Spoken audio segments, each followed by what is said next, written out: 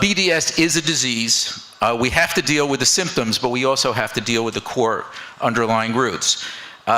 70% more of Americans don't know, don't care, and aren't interested in Israel. You've seen many surveys some of which were commissioned by the conference.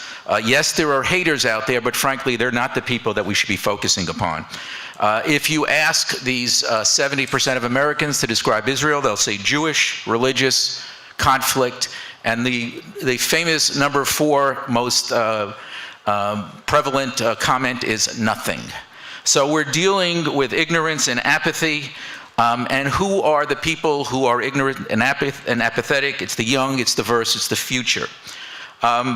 Hasbara is a terrible word. Every time I say Hasbara, it makes me sick, and I know it makes a lot of people sick here. We shouldn't be talking about Hasbara. We should be talking about Kesher.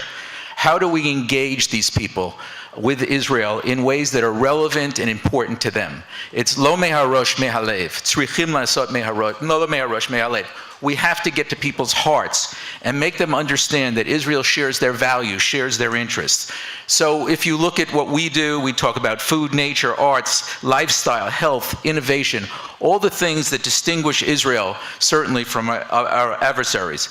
And certainly while the social media can be a tremendous vehicle for bad, it is a tremendous vehicle for good, because that is in fact where these young people get their information. Fortunately, I get New York people complaining about the New York Times every day. These people who we care about, mostly we care about, do not read the New York Times. In fact, they don't read many newspapers, they don't see many TV ads, they get all their information from the social media. So we have a great opportunity to reach these people. And in Israel, we have a great product.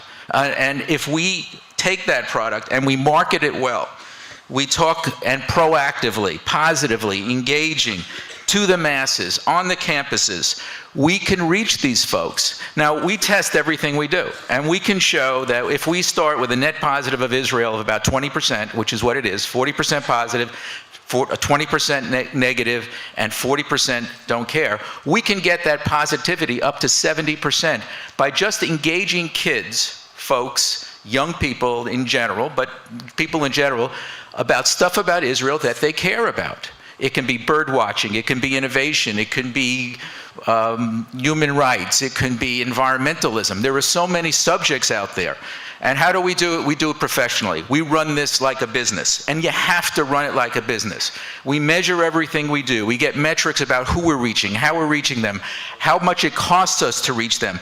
We also get pre-post on almost everything we do to make sure that the content that we're putting out there is impacting people's attitudes. We write over 200 stories a month, and every one of those stories is then multiplied into all the social media, Facebook, Twitter, Pinterest, Instagram, Tumblr, and lots of other stuff that I have no idea what it is. We've been very fortunate. We have a partner in Atlanta who runs a for-profit site.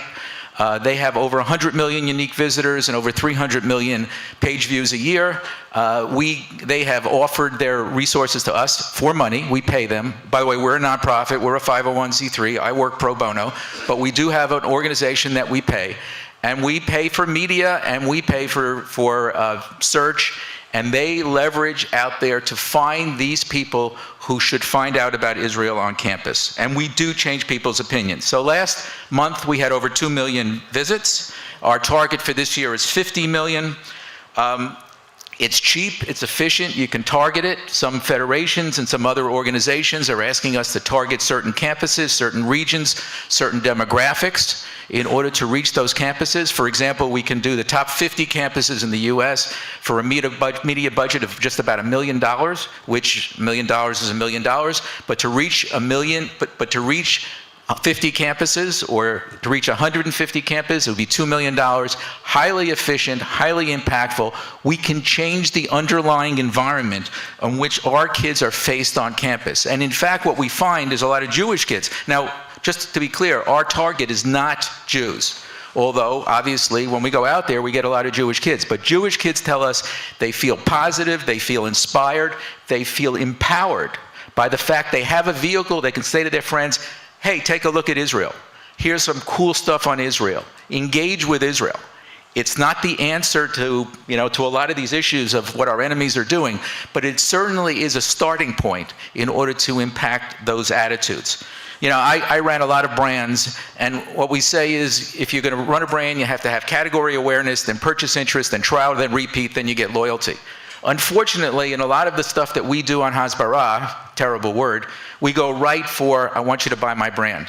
People have no perspective, no understanding, no background, and they look at you like you're crazy when you say, I want you to buy my product.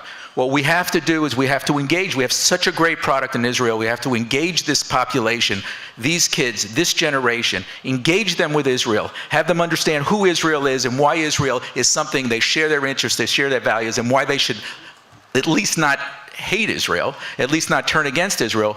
But hopefully, if we keep this up, and frankly, we're building secondary sites where they can get more information, engage on a deeper level, and hopefully become advocates. But at least we can begin to engage and change the underlying environment, the poisonous environment, and change it into an environment where these kids will be much more less susceptible to the negative and much more susceptible to the positives about Israel.